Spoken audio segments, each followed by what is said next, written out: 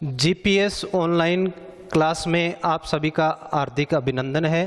मैं राजेंद्र प्रसाद स्वामी आज आपको कक्षा 10 की हिंदी का पद्य भाग का पहला पाठ पढ़ाने जा रहा हूँ।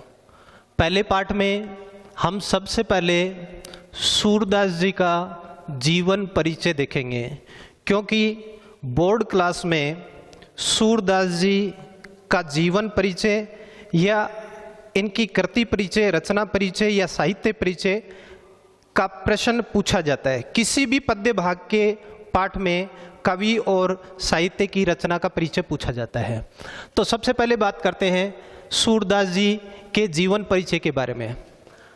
महाकवि सूरदास जी का जन्म विक्रम संवत 1540 में हुआ था और इनकी मृत्यु विक्रम संवत 1620 पारसोली नामक स्थान पर हुई थी।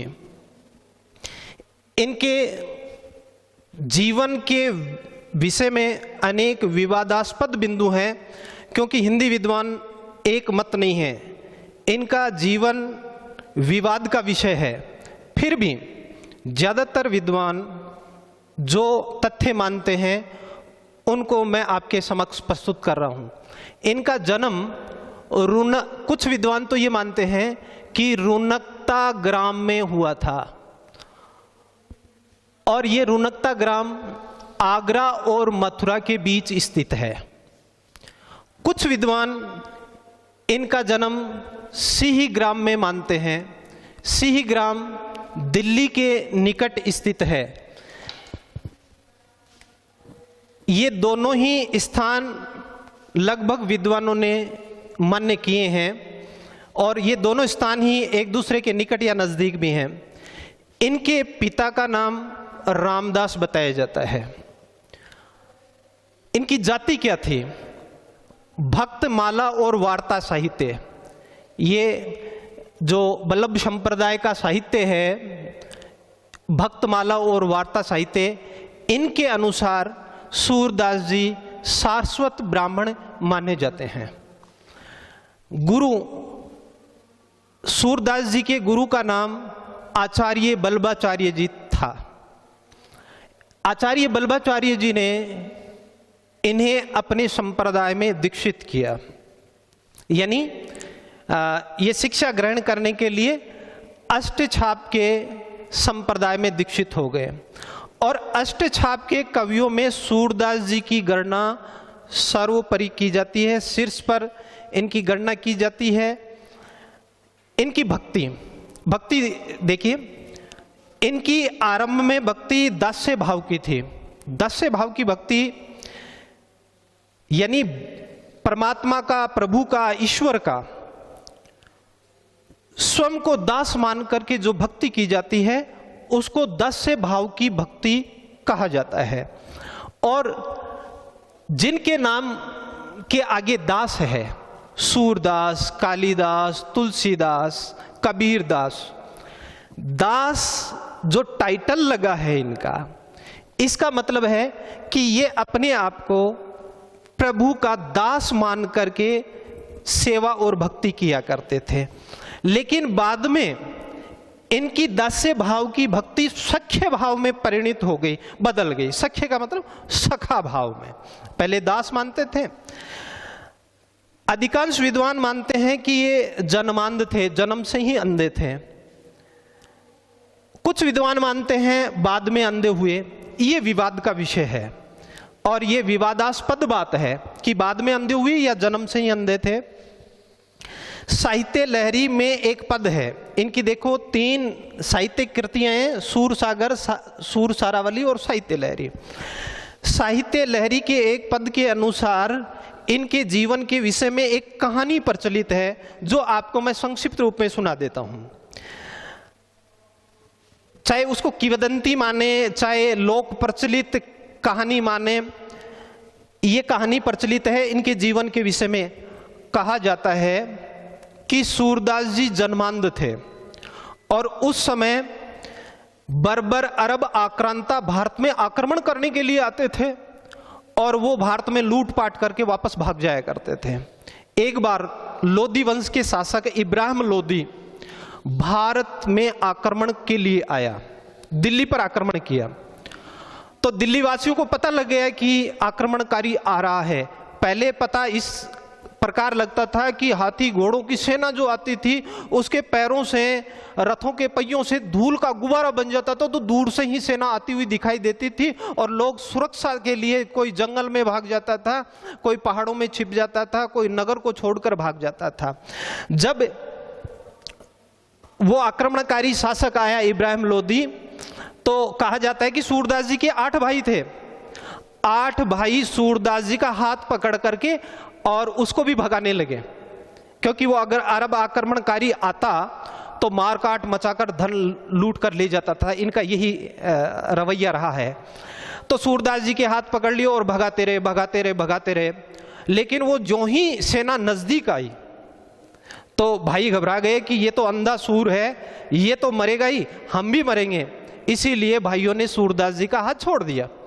और सूरदास जी अंधे थे, इसीलिए अंधे आदमी में आत्मविश्वास की कमी होती है, इसीलिए वो तेज गति से दौड़ भी नहीं सकता। वो धीरे धीरे दौड़ रहा था, कभी पेड़ के टकराया, कभी दीवार के टकराया, और क्योंकि मौत का डर लग रहा था, पीछे इब्राहिम लोदी आ रहा था और आवाज सुनाई दे रही थी सूरदास जी को। आंख ही तो नहीं थी कि कान तो सही सलामत थे।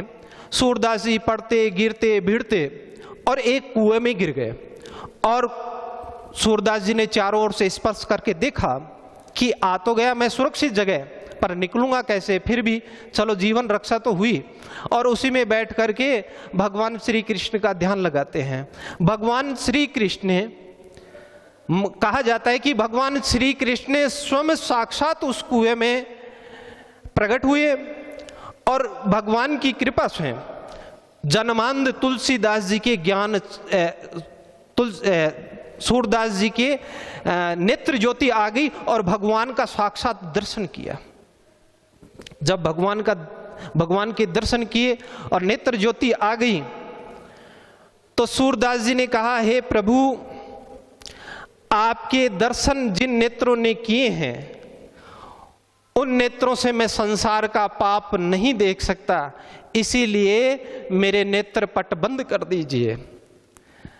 भगवान श्री कृष्ण को भी आश्चर्य हुआ कि जिसको मैंने नेत्र ज्योति दी वो वापस अंधा होना चाहता है। भगवान ने पूछा, रे भाई इसका क्या राज है?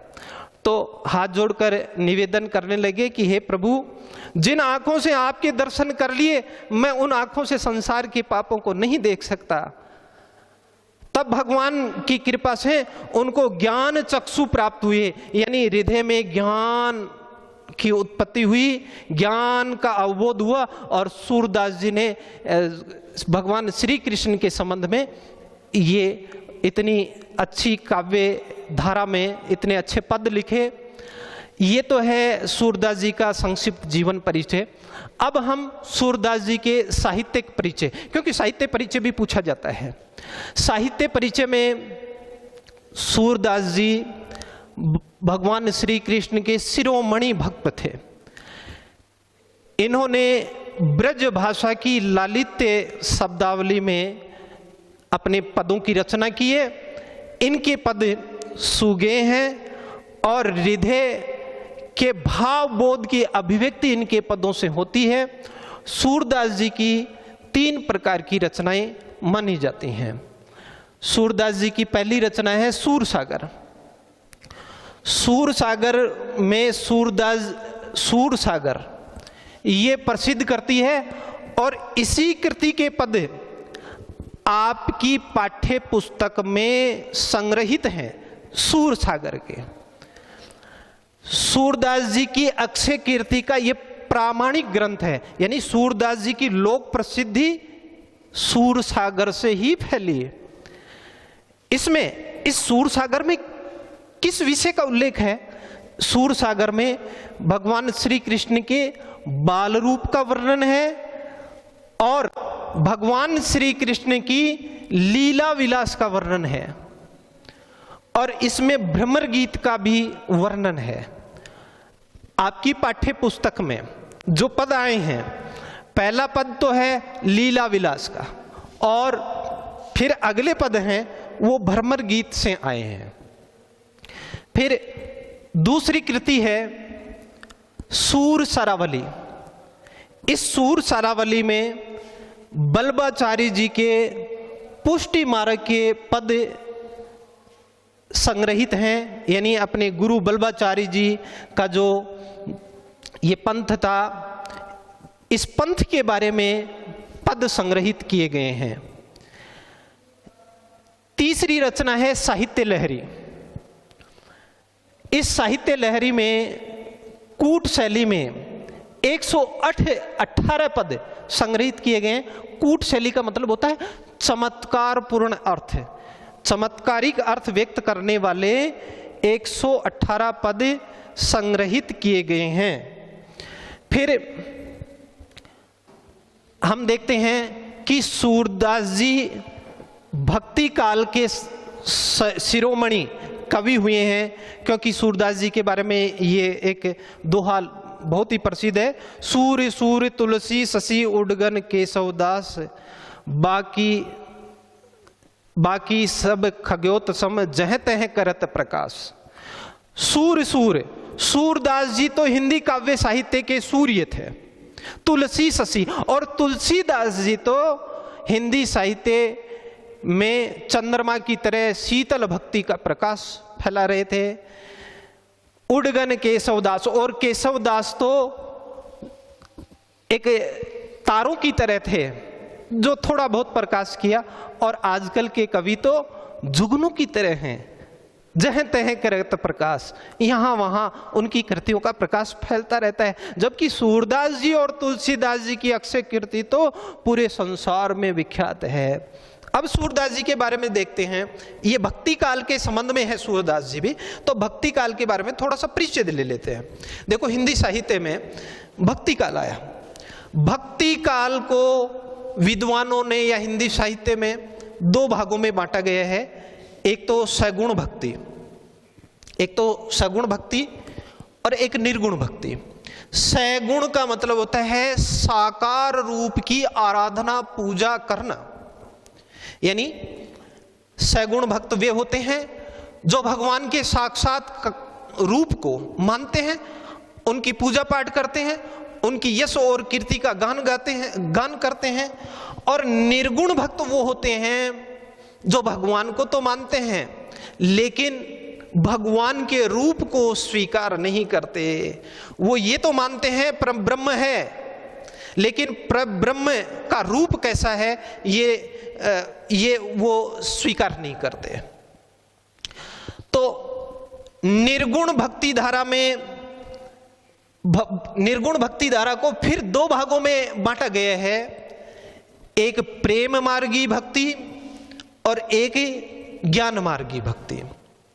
यानी एक तो ऐसे निर्गुण भक्त हुए जो प्रेम के माध्यम से ईश्वर तक पहुंचने का रास्ता बताया करते थे कि हम ईश्वर से जितना प्रेम रखेंगे, जितना स्नेह लगाव रखेंगे, उतने ही ईश्वर के नजदीक पहुंचेंगे, ईश्वर की उतनी ही ज्यादा कृपा होगी। और दूसरा है ज्ञान मार्गी, जिसके शिरोमणि कवि हुए हैं कबीरदास जी। कबीरदास जी जैसे जो ज्ञान मार्गी कवि हैं, वो ज्ञान के माध्यम से ईश्वर की प्राप्ति का मार्ग बताया करते थे कि यानी कि अंधविश्वास, जाति पाति, ये ढोंग वगैरह हैं, इनको त्याग करके असली ज्ञान की प्राप्ति करने पर ही ईश्वर की प्राप्ति हो सकती है। ये ज्ञान का मार्ग है। फिर हम, ये तो है निर्गुण भक्ति धारा के दो भाग, प्रेम मार्गी और ज्ञान मार्गी। इसके बाद में सगुण भक्ति धारा। सगुण भक्ति धारा दो भागों में विभाजित की जाती है। एक तो कृष्ण भक्ति धारा और एक राम भक्ति धारा। राम भक्ति धारा यानी जो कवि भगवान राम को अपना आराध्य देव मान करके उनकी भक्ति किया करते थे, वो राम भक्त कहलाए। और राम भक्तों में शिरोमणि तुलसीदास जी थे। और कृष्ण भक्ति धारा में शिरोमणि कवि सूरदास जी थे। और सूरदास जी का ही हम अगले वीडियो में इनके जो पद हैं हमारी पाठ्य पुस्तक में उनको पढ़ेंगे। जय हिंद, जय भारत।